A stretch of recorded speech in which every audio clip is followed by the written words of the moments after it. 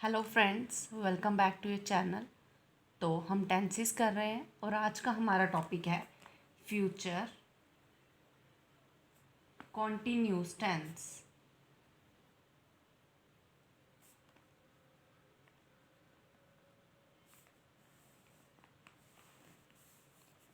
तो इस टेंस की इंडिकेशन देख लेंगे। सबसे पहले इंडिकेशन मतलब कि पहचान।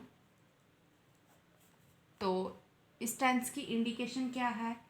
जिस भी वाक्य के अंत में अगर आपको रहा होगा, रही होगी या रहे होंगे,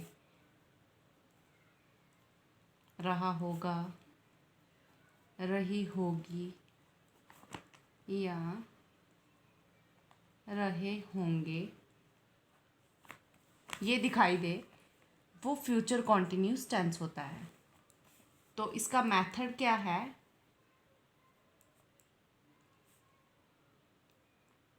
पहले तो आ जाएगा सब्जेक्ट, साथ में हेल्पिंग वर्ब की जगह लगेगा विल या शैल प्लस बी। विल या शैल लगेगा और उसके साथ हम बी लगाएंगे, जैसे विल बी या शैल बी, प्लस वर्ब की फर्स्ट फॉर्म और फर्स्ट फॉर्म के साथ आईएनजी और लास्ट में आ जाएगा ऑब्जेक्ट। ये आप एक ट्रिक लगा सकते हो कि जो भी कॉन्टिन्यूज, जहाँ पर भी कॉन्टिन्यूज आएगा वहाँ पर वर्ब की फर्स्ट फॉर्म प्लस आईएनजी लगेगा। तो उसके बाद अब हम एक एग्जाम्पल ले लेंगे। एग्जाम्पल लेने से पहले मैं आपको ये बताऊंगी कि विल बी और शैल बी किसके साथ लगेंगे। विल बी किसके साथ लगेगा और शैल बी किसके साथ लगेगा। तो आई और वी के साथ लगेगा शैल बी, बाकी सबके साथ लगेगा विल बी। बाकी सब क्या रहेंगे? यू, ही, शी, इट, किसी का नाम या दे, उसके साथ क्या लग जाएगा? Will be. तो हम एग्जाम्पल ले लेते हैं। फॉर एग्जाम्पल, वह सो रहा होगा, वह सो रहा होगा।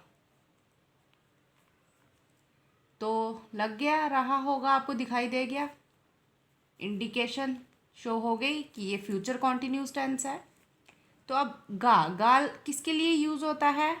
मेल के लिए, बॉय के लिए। तो बॉय के लिए हम क्या लगाएंगे?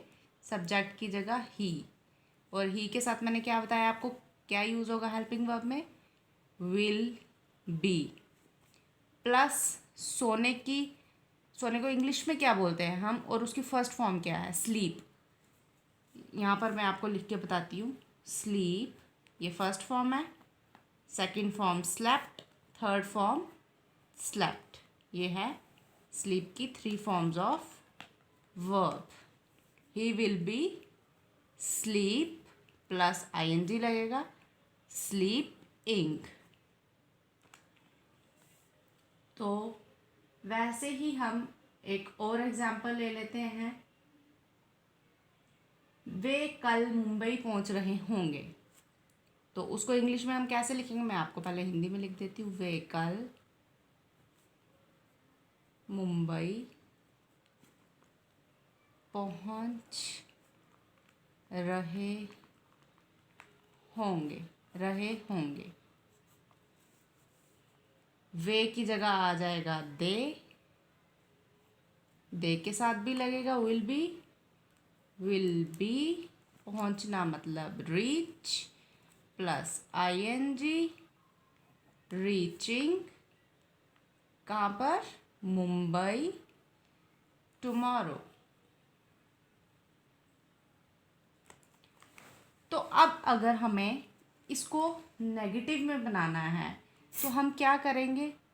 हेल्पिंग वर्ब के साथ नॉट लगाना होता है, लेकिन विल के साथ नॉट लगेगा, बी के बाद नहीं लगेगा। ये आपको याद रखना है। He will not be sleeping. ये आ गया आपका नेगेटिव सेंटेंस।